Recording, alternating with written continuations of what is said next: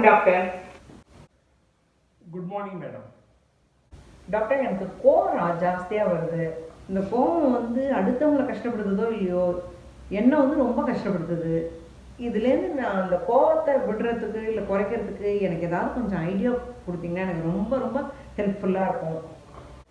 Anchor, கோபம்ன்றது like any other human emotions, like ஒரு வருத்தம், ஒரு சந்தோஷம், ஒரு பயம், அது மாதிரி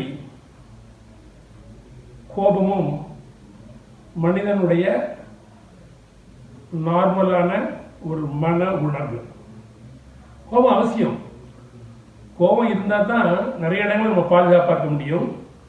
நம்ம கிரவுண்ட் எடுத்துட்டு நம்ம உரிமையை கேட்கறதுக்கு அது ஒரு நல்ல ஒரு பிளாட்ஃபார்ம் அமைச்சு கொடுக்கும் கோபம்.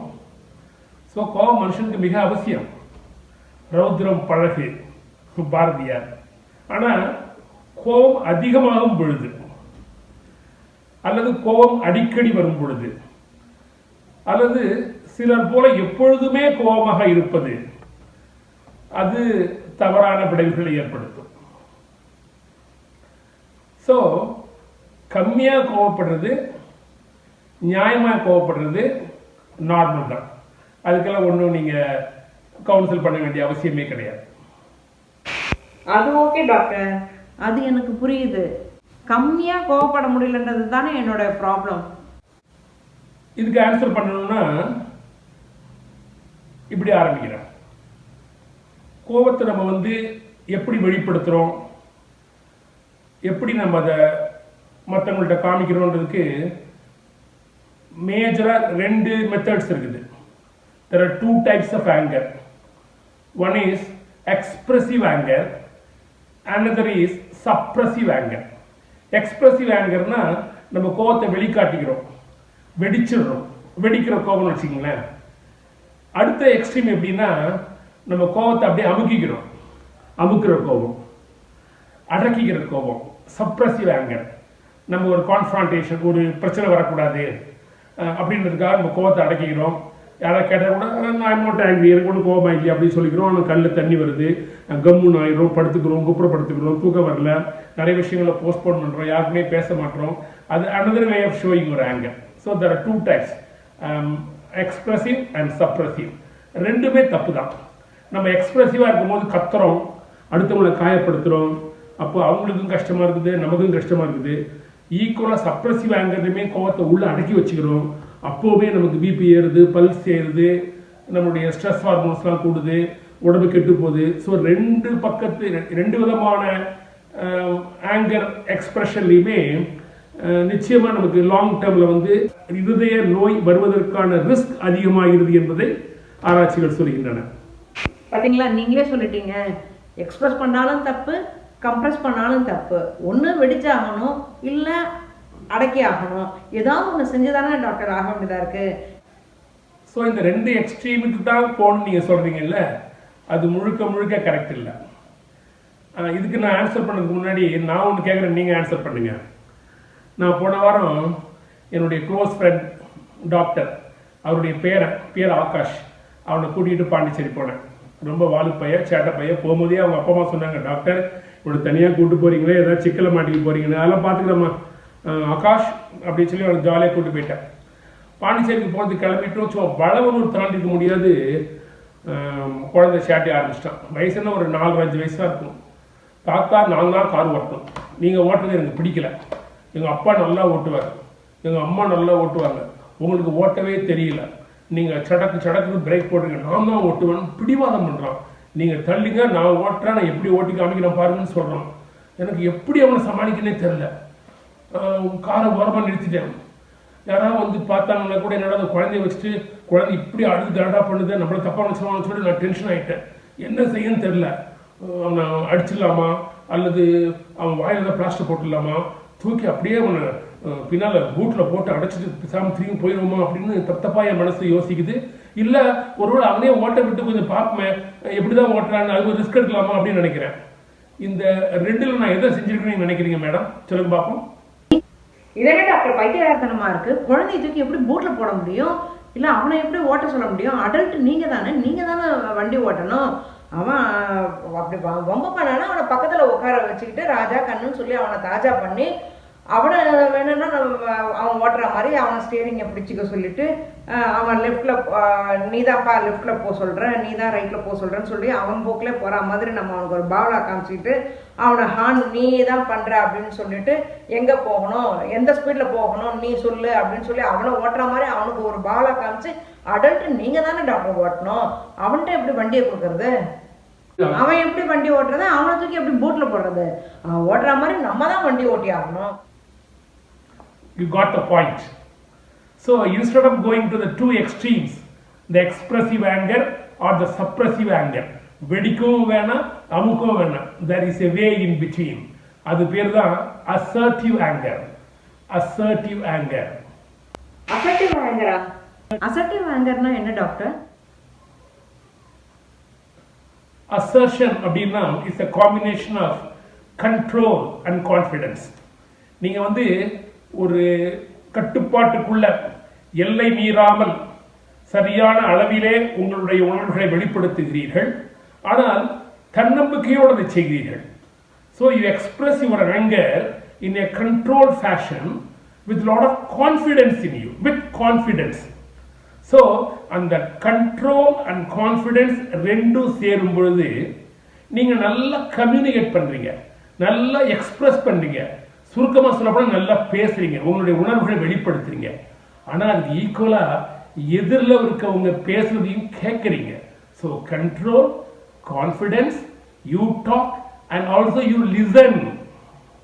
மிக முக்கியமானது listening is one of the major parts of being assertive.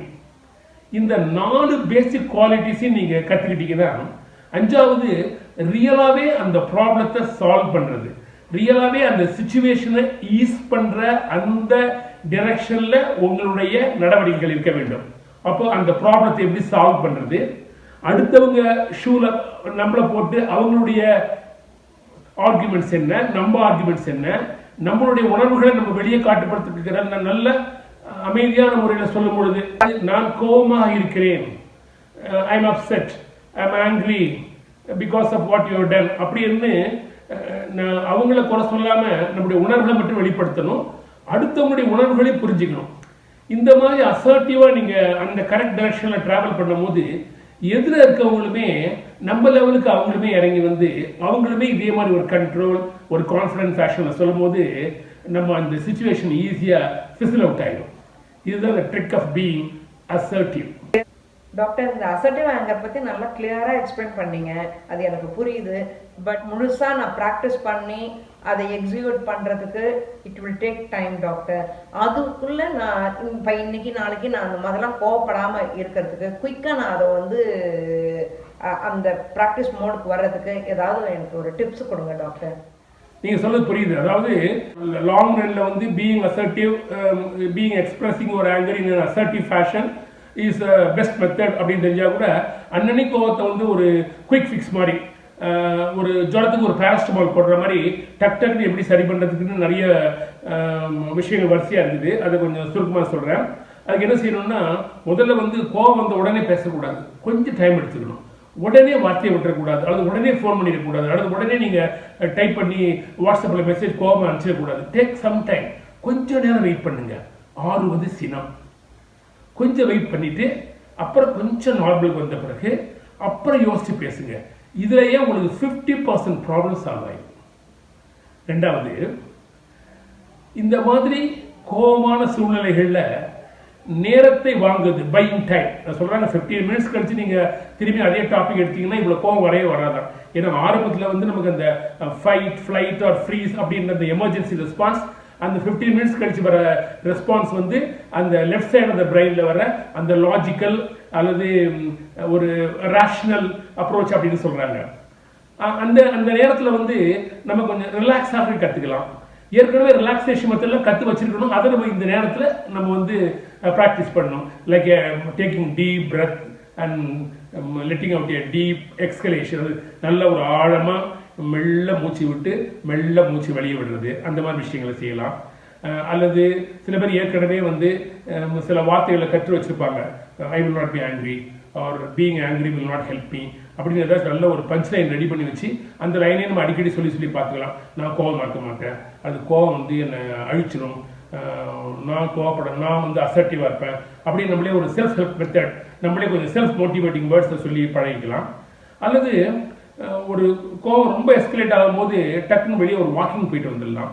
அல்லது முடிஞ்சவங்க நல்லா ஒரு ஜாக் பண்ணிட்டு போயிட்டு வரலாம், ஸ்கிப் பண்ணலாம், சைக்கிள் பண்ணலாம், இல்லை சம் சார்ட் ஆஃப் ஒரு ஃபிசிக்கல் ஒர்க் செய்யலாம்.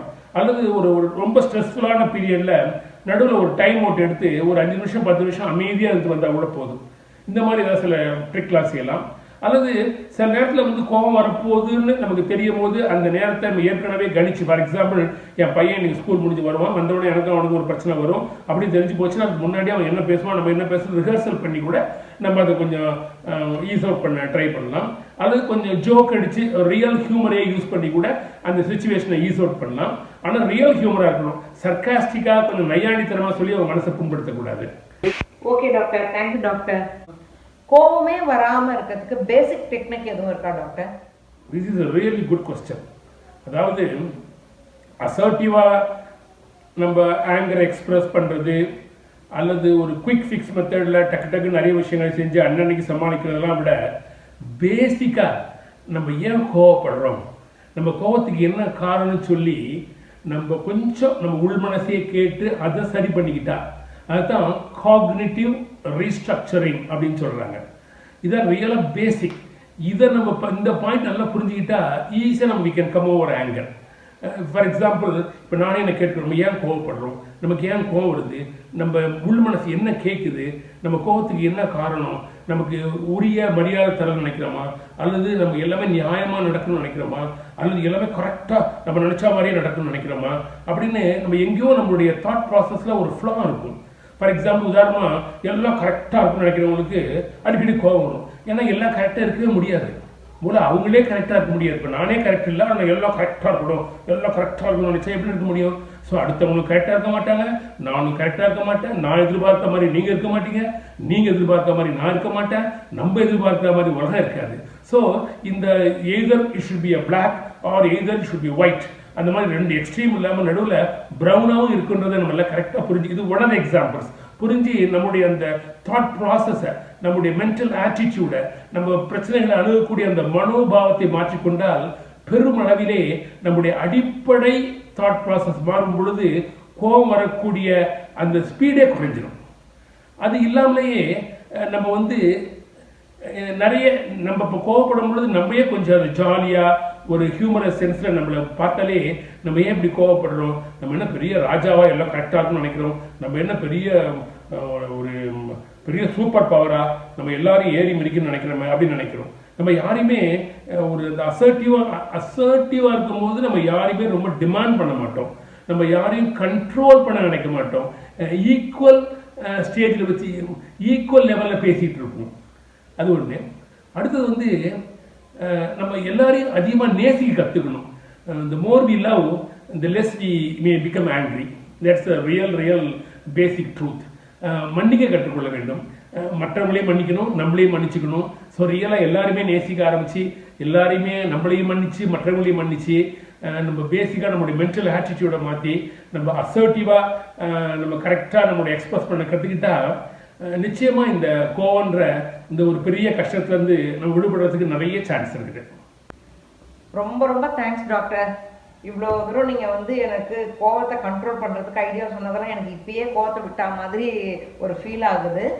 இதை வந்து இத்தனை வருஷமாக நான் உங்ககிட்ட வரேன், இதெல்லாம் இத்தனை நாள் நம்ம கேட்காம போயிட்டேனேன்னு எம்மடியும் கோபமாக வருது. நீங்களும் இதை பற்றி என்கிட்ட சொல்லாமல் இருக்கீங்களேன்னு எனக்கு அப்படியே கோபமாக வருது.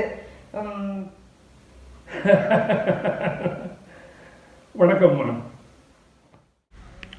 Anybody can become angry, that is easy, but to be angry with the right person and to the right degree and at the right time and for the right purpose and in the right way, that is not within everybody's power and is not easy.